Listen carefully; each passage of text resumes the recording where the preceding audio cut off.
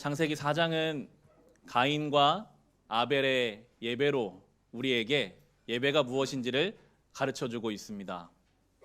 성경을 보시면 하나님께서는 가인과 그의 제물은 받지 않으시고 아벨과 그의 제물을 받으셨다라고 우리에게 예배를 설명합니다.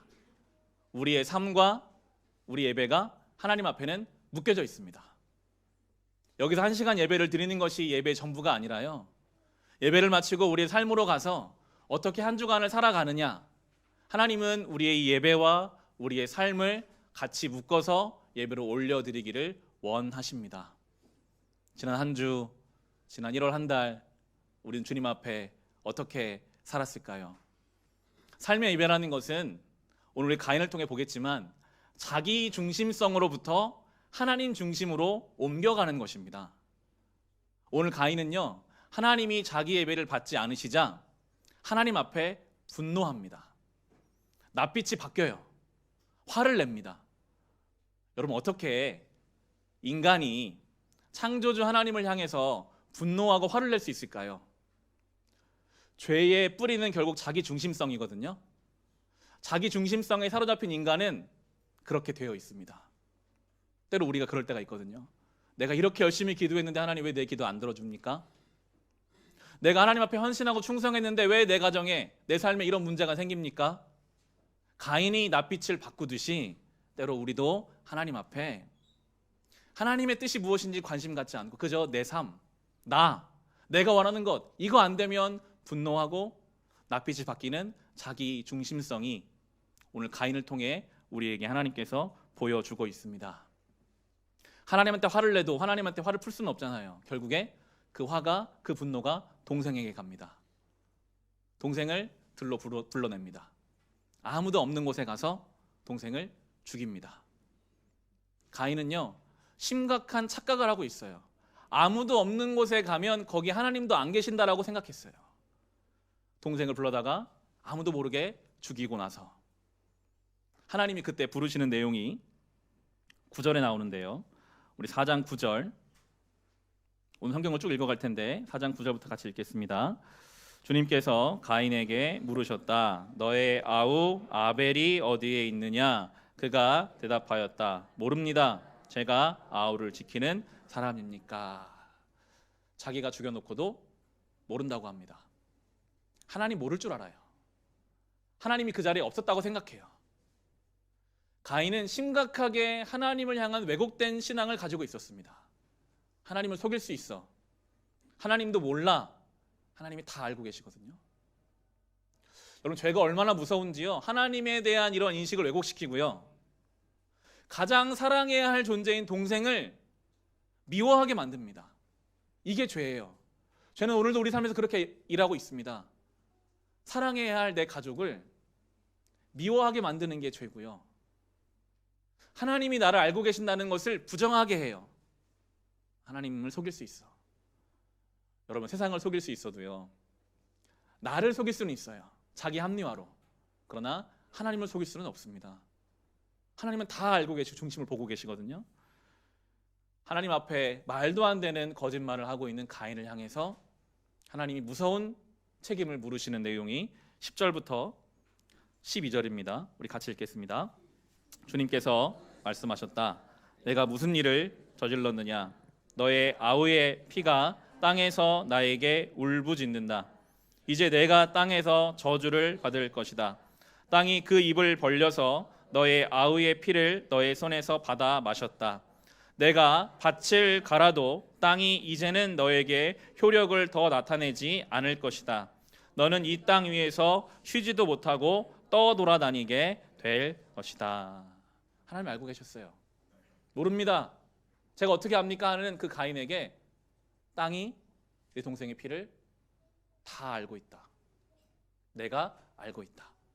그리고 책임 물으시는데 앞으로는 네가 수고해도 거두지 못할 것이다. 가인의 직업이 농부잖아요. 열심으로 땅에서 씨를 뿌리고 경작하면 거두는 인생이 가인의 인생이었어요. 가인의 마음에는요, 내가 수고 먹고 살 수 있다라는 마음이 있어요. 경험했거든요. 봄에 씨를 뿌려놓고 열심으로 수고하면 가을에 뿌린 씨와는 비교할 수 없이 많은 결실을 맺는, 아마 그 당시에는 굉장한 수준의 소출이 있었을 겁니다. 환경이 그만큼 좋았으니까요. 가인의 마음에는 난 하나님 없어도 내가 수고하면 먹고 살 수 있어라는 마음이 있는데 하나님이 지금 분명히 못을 박으시거든요. 다 그 하나님의 은혜다. 물론 수고하는 너의 수고가 있지만 그 수고는 비교할 수 없는 하나님의 인도하심이 있었기 때문에 소출이 있는 것임을 깨닫게 하세요. 이제부터 너는 못 거둘 거야. 아무리 수고해도 못 거두게 할 거야 라고 하나님이 죄의 대가를 가인에게 물으십니다. 우리 인생이요, 우리 수고로 사는 것 같으나 사실 우리는 하나님의 은혜로 살고 있습니다. 물론 우리가 수고해야죠. 그러나 그 수고와는 비교할 수 없는 은혜를 가지고 살아가도록 주님이 우리에게 그 은혜를 베풀어주고 계신 것이죠. 하나님은 이러한 일을 통해 가인에게 뭔가 깨닫고 돌아오기를 원하셨을 겁니다. 하나님, 제가 제 힘으로 산 줄 알았는데요. 그래서 제 소출 중에 일부를 그냥 하나님께 기부하듯이 그렇게 드려서 하나님 받지 않으신 걸 이제 제가 알았습니다. 제가 이제 제 동생의 피를 하나님 앞에 회개하고 돌아갑니다. 뭔가 이런 반응을 하나님은 가인에게 원하시는데 가인의 반응은요, 여전히 자기 중심성에 사로잡혀 있습니다. 오로지 자기 생각만 해요. 바로 이어진 13절, 14절 우리 같이 읽겠습니다. 가인이 주님께 말씀드렸다. 이 형벌은 제가 짊어지기에 너무 무겁습니다. 오늘 이 땅에서 저를 쫓아내시니 하나님을 뵙지도 못하고 이 땅 위에서 쉬지도 못하고 떠돌아다니게 될 것입니다. 그렇게 되면 저를 만나는 사람마다 저를 죽이려고 할 것입니다. 동생에 대한 회개가 전혀 없습니다.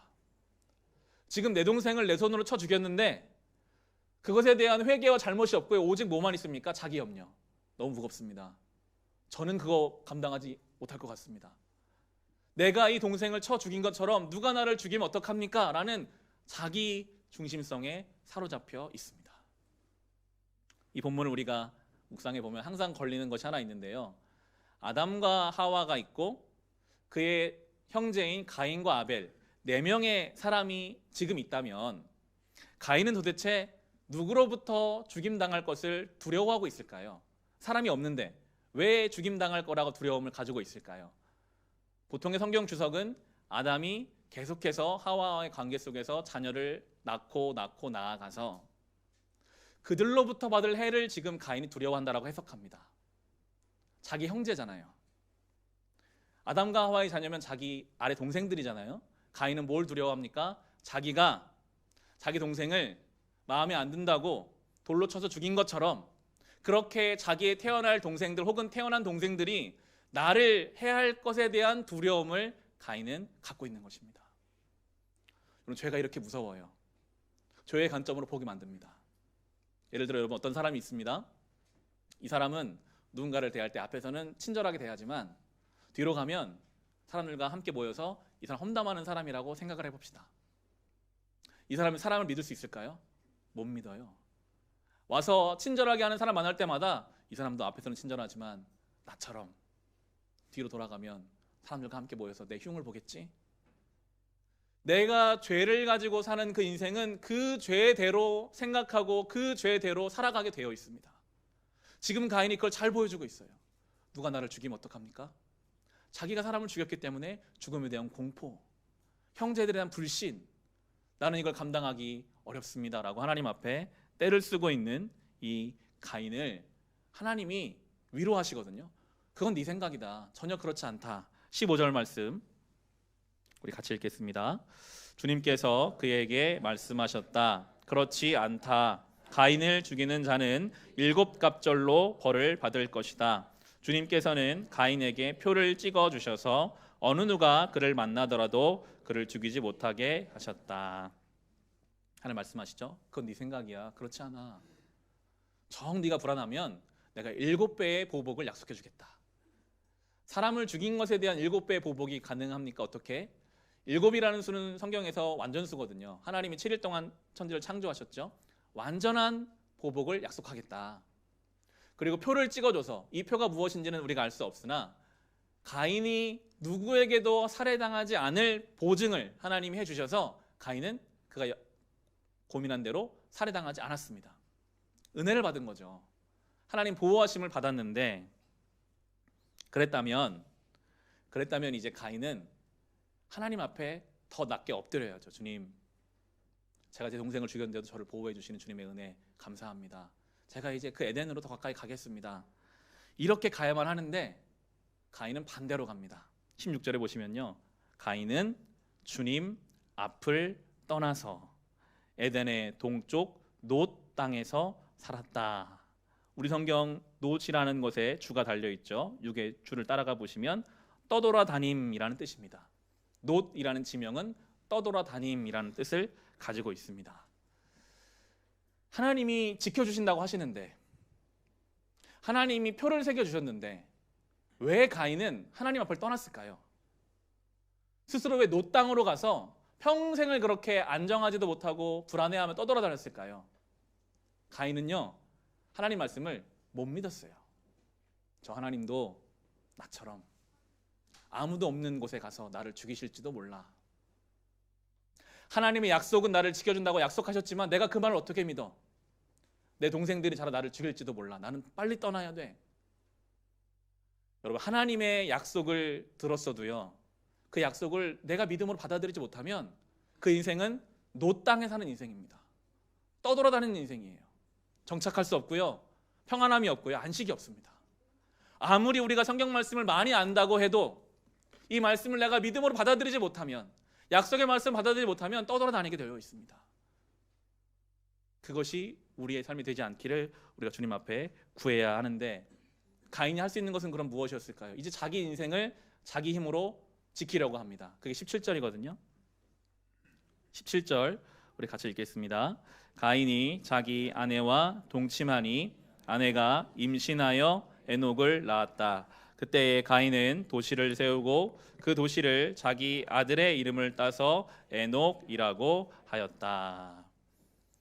우리 성경에 지금 도시라고 번역되어 있는 이 말은 개역 성경에서 성이라고 나옵니다. 아마도 성벽으로 둘러싸여진 어느 공간을 뜻할 것입니다.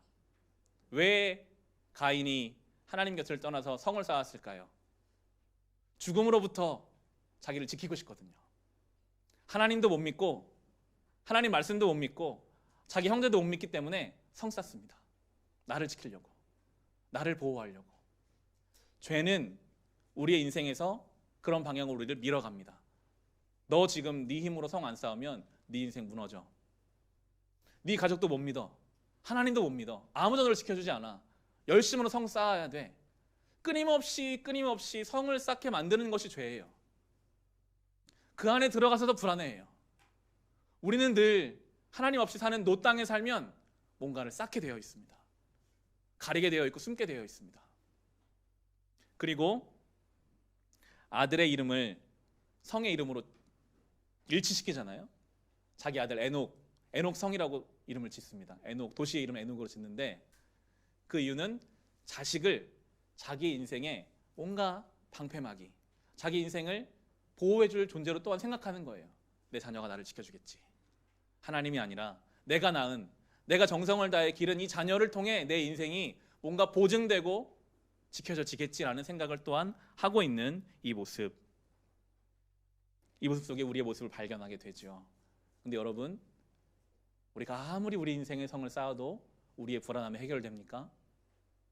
우리가 아무리 열심으로 자녀를 기른다고 하여도 그 자녀가 우리의 인생을 지켜줄 수 있을까요? 성경은 그렇지 않은 것을 이제 가인과 가인의 후손을 통해서 우리에게 보여주게 됩니다. 이어지는 18절과 19절이 이제 가인의 족보가 이어져 가는데요. 우리 18절과 19절 같이 읽겠습니다.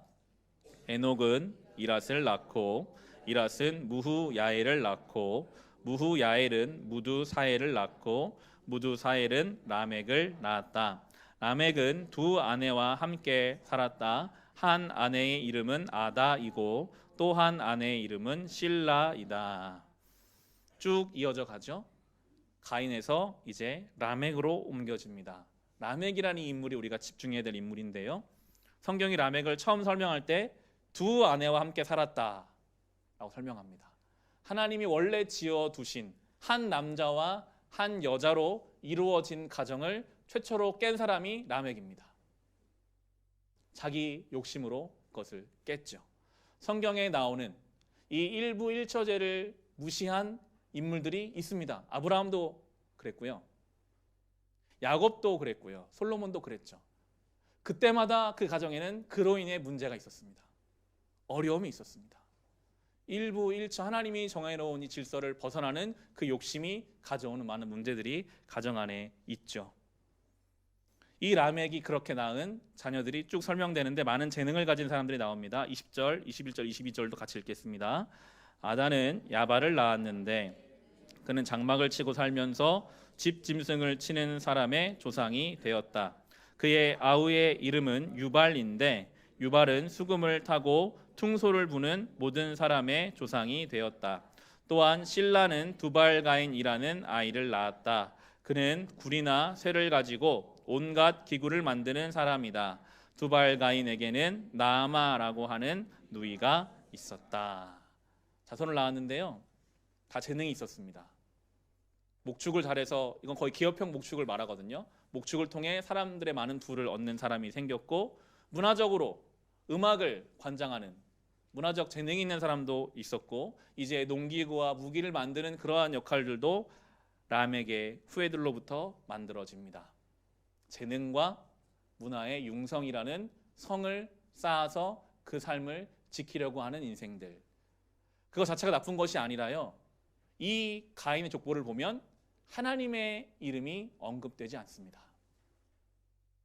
가인이 하나님 앞을 떠나는 순간부터 자기 힘으로 자기 인생을, 자기 가정을 지키려고 하는 움직임이 시작돼요. 하나님이 없어요. 아무리 뛰어나고 대단해도 하나님이 없는 인생, 그 속에는 바로 이어지는 23절, 24절이 그 결론이거든요. 라멕이 이제 이런 노래를 부르게 됩니다. 우리 같이 읽겠습니다. 라멕이 자기 아내들에게 말하였다.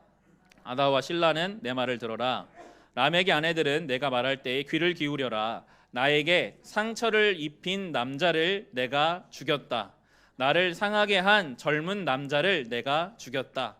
가인을 해친 벌이 7갑절이면 라멕을 해치는 벌은 77갑절이다.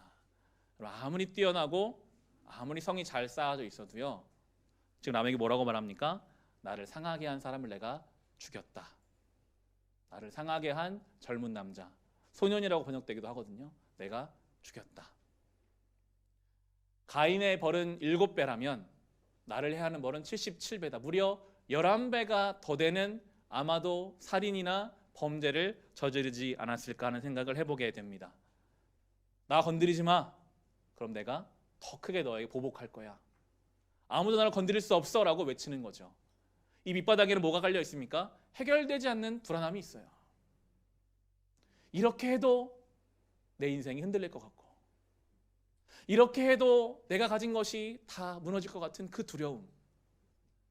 누군가 나를 상하면 나는 죽이고 더 악하게, 더 무섭게 그렇게 해가고 있는 그 인생, 그것이 바로 가인과 람에게 자손이요, 이것은 이제 노아의 홍수까지 연결되어 결국 하나님이 다 물로 심판하시죠. 아무리 높이 쌓은 성도 하나님 위로 올라갈 수 없음을 우리는 성경을 통해 보게 될 것입니다. 창세기 3장에 시작했던 이 죄의 역사, 하와가 혼자 있을 때 선악과를 취함으로 하나님 말씀보다 보이는 것을 따랐고, 아담이 이제 그 죄 때문에 가장 사랑하는 여인을 탓하죠. 저 여자 때문에 내가 이렇게 됐습니다. 하나님께 원망하는 그 죄, 그것이 가인에게 가서 동생을 쳐 죽이는 일이 벌어지고, 라멕에게까지 이어져 가고 있는 이 죄의 역사는 오늘도 지속되고 있습니다. 주님 다시 오시는 그날까지 이 가인과 람멕의 삶의 방식은 계속될 것입니다. 끊임없이 내 힘으로 내 인생을 쌓고, 누군가 나를 해하면 나는 그를 죽이고, 더 강력하게, 더 무섭게, 더 악하게 함으로 나를 지키려고 하는, 해결되지 않는 불안함 속에 살아가는 그 인생의 방법, 멀리 가지 않아도 사실 우리 삶 속에도 다 그런 모습들이 있지 않습니까?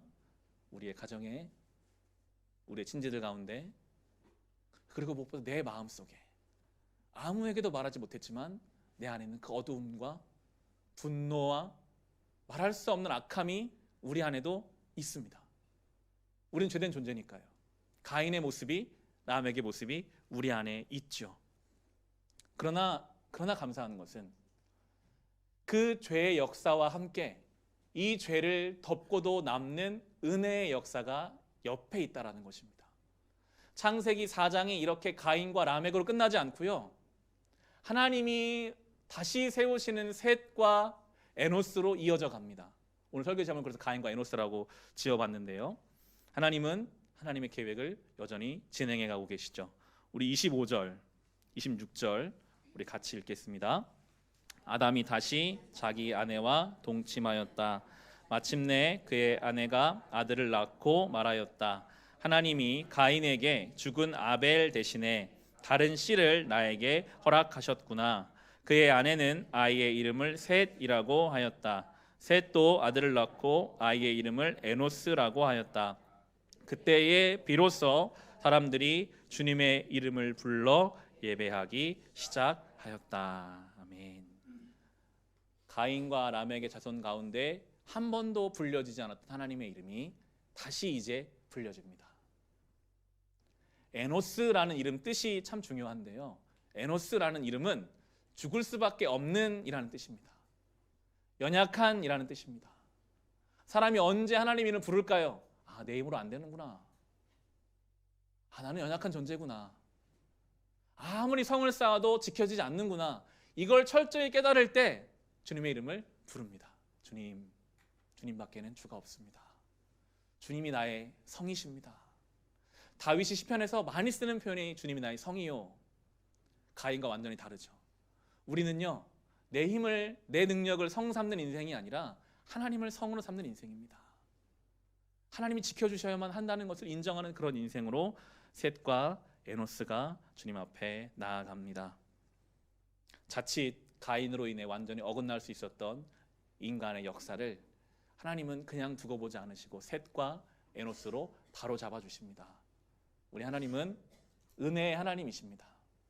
우리 안에 가인과 라멕과 같은 그런 모습을 주님께서 셋과 에노스로 덮어주시는 분이시기 때문입니다. 올해를 시작하면서 생명의 삶으로 날마다 우리가 요한복음 말씀을 이제 묵상해 가고 있습니다. 지난 한 주간은 요한복음 7장과 8장을 우리가 묵상했는데요.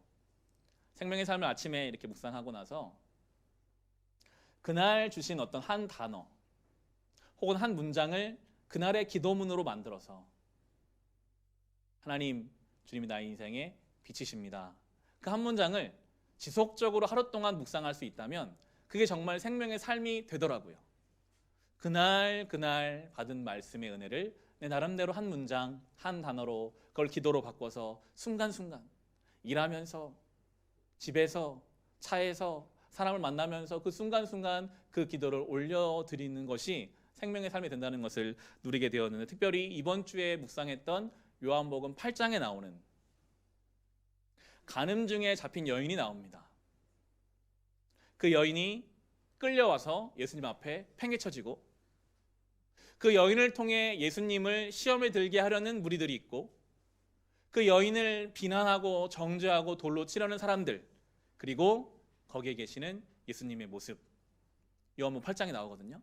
이 모습을 통해 오늘 이 성경 우리가 본 묵상이 연결되고 있고 오늘 설교를 결론 지으려고 합니다. 거기에 가인이 있고 거기에 라멕이 있고 거기에 에노스가 있더라고요. 요한복음 8장을 한번 가보겠습니다. 요한복음 8장으로 오늘 설교를 결론 짓도록 하겠습니다.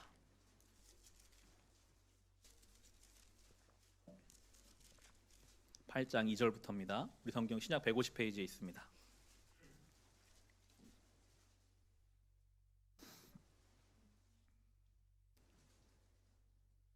8장 2, 3, 4, 5절 우리 같이 한번 읽겠습니다. 이른 아침에 예수께서 다시 성전에 가시니 많은 백성이 그에게로 모여들었다.